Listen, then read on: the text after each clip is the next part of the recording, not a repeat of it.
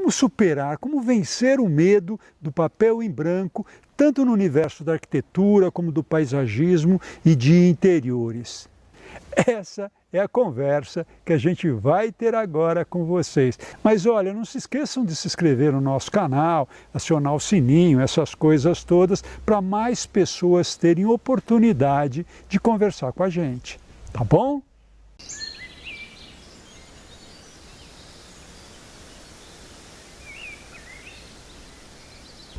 Bem, diferentemente de um artista que tem um papel e vai fazer um desenho que ele quiser, que ele vai bolar, que ele vai pensar, ou uma tela em branco também para se expressar, eu diria que tanto na arquitetura quanto no paisagismo e na arquitetura de interiores não existe o papel em branco. Por quê? Porque esse papel sempre vem manchado, esse papel já vem sempre com as informações do lugar que você vai trabalhar. Tá certo? Na arquitetura, por exemplo, você sempre tem um terreno, um local que tem visuais, que tem edificações ou não, ou tem uma baita de uma vista a ser valorizada. Você sempre tem uma orientação, né? Uma insolação para você melhor colocar ali tanto os quartos quanto a sala, a cozinha. Em lugares muito quentes, vale a pena você virar muitos ambientes para o sul. Em locais muito frios, ao contrário, você precisa buscar o sol. Então tudo isso já são referências para você começar a trabalhar. Na arquitetura paisagística você vai ter sempre também um terreno, você vai ter que olhar as visuais que você possui, as bonitas, você vai valorizar, você vai abrir o seu projeto para elas. As feias você vai esconder com volumes de vegetação ou de elementos construídos para você tirá-las da sua paisagem, obviamente deixando apenas as coisas bacanas. Você vai ter a própria arquitetura que te sugere, por exemplo, se você tiver quartos abrindo para o jardim, você vai fazer ambientes mais intimistas. Se você tem a sala, você vai fazer ambientes mais sociais na área externa. Em paisagismo, a gente pode também ter terrenos mais planos ou mais declivosos, tanto no lote como em projetos maiores, como praças, parques, loteamentos, e ali a gente precisa então fazer o que a gente chama de modelado do terreno. Eu gosto muito de trabalhar esse modelado de uma forma suave, em outras palavras, acompanhando sempre o terreno natural, porque quando você tem grandes movimentos de terra, você vai causar grandes feridas no terreno que depois você vai ter que curá-las, tá certo? E nessas feridas você vai remexer essa terra, tirar aquela camada superior de terra fértil que é muito pequena, ou seja, não é nada ecológico, não é nada sustentável, mesmo em termos econômicos, você fazer grandes movimentos de terras, porque em geral você vai precisar de muros de arrimo, e muros de arrimo não são nada encantadores, ninguém vai comprar um lugar porque está cheio de muro de arrimo, vocês concordam? Então muito cuidado com esse modelado do terreno. E na arquitetura de interiores você também tem já um espaço pré-programado pela arquitetura. Muitas vezes o designer entra antes e aí ele pode até reorganizar algumas coisas. Isso acontece muito em térreos de prédios, que o designer vai poder trabalhar ali, fazer algumas sugestões de alteração, mudando a academia para um lugar, o salão de festas para outro. Aliás, nós como paisagistas também sugerimos muitas coisas, porque, por exemplo, eu preciso jogar um playground na área externa que esteja linkado a uma brinquedoteca. Eu preciso colocar um ambiente gostoso de estar, em geral também ligado ao salão de festas, a uma área gourmet. Enfim, as relações dos espaços externos com os espaços internos e vice-versa precisam estar sempre conversando para que exista mais funcionalidade.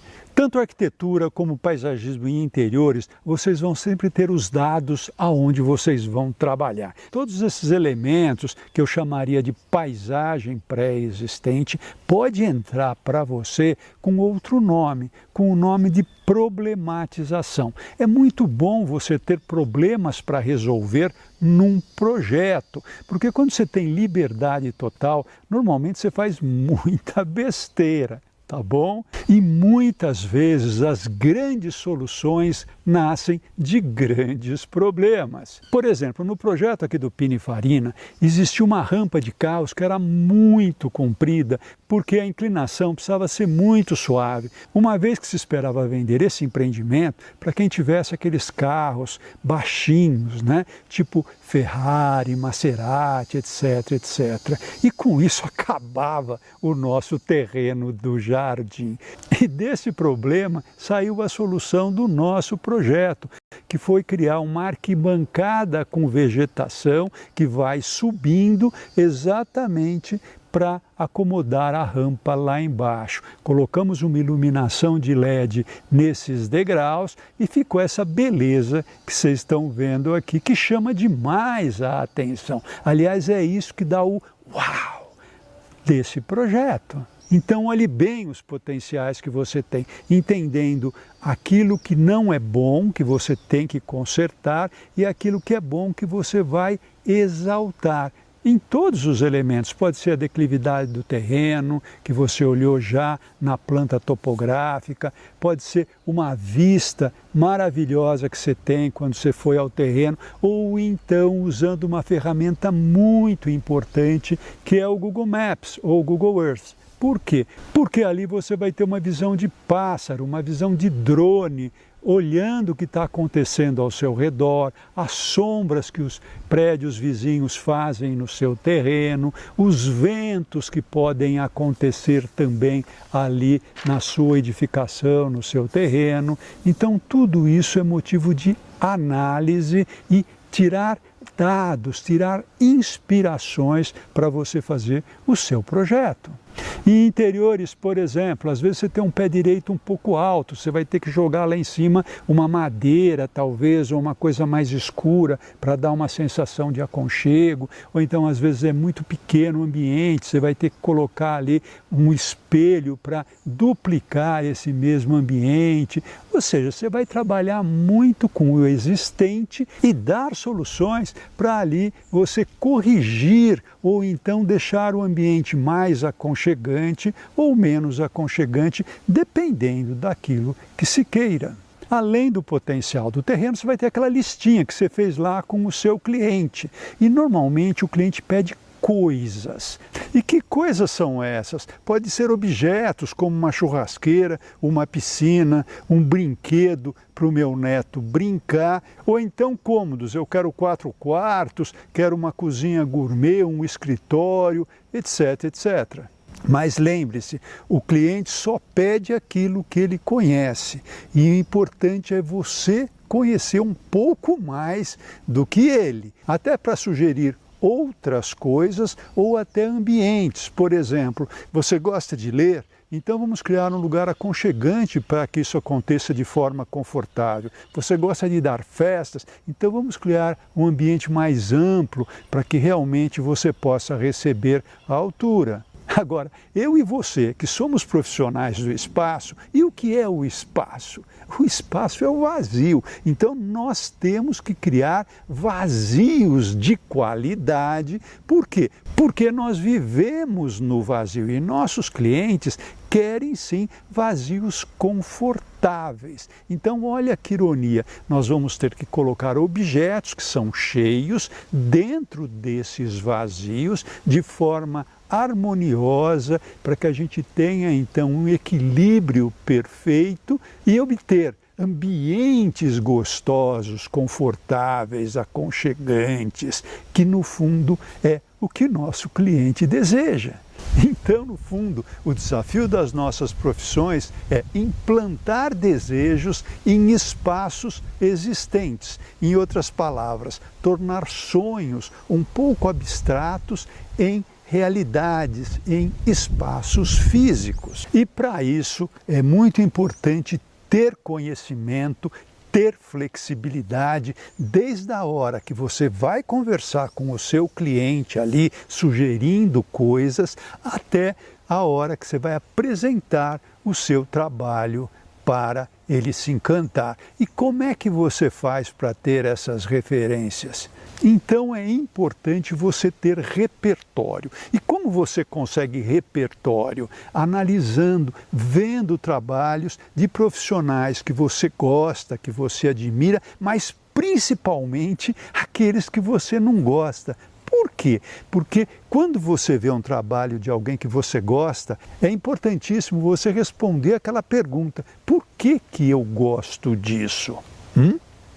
O que é muito difícil. É muito mais fácil você pegar uma coisa que não gosta e começar a analisar e ver por que você não gosta. Pode ser as cores que sejam muito berrantes, pode ser objetos que estejam entulhados dentro do mesmo cômodo, pode ser várias coisas, para depois você começar a entender por que você gosta de tais profissionais. Talvez porque ele tem uma linguagem mais limpa, ele distribui os elementos no espaço de uma forma mais arejada, ele trabalha com cores mais suaves. Enfim, ter repertório é fundamental através dessa análise e dessa crítica. Uma vez você fazendo a sua análise, também é importante você conhecer o gosto de outras pessoas. E como é que você faz isso? Vai numa amostra tipo Casa-Cor com determinadas pessoas e eles vão falar: nossa, que bonito. Aí você, como profissional, vai se perguntar: por que ela gostou disso? Talvez seja por isso, por aquilo outro. Pergunte para ela. Ou então, quando a pessoa chegar e falar: nossa, eu detestei esse lugar, tente também descobrir por que ela não gosta daquilo.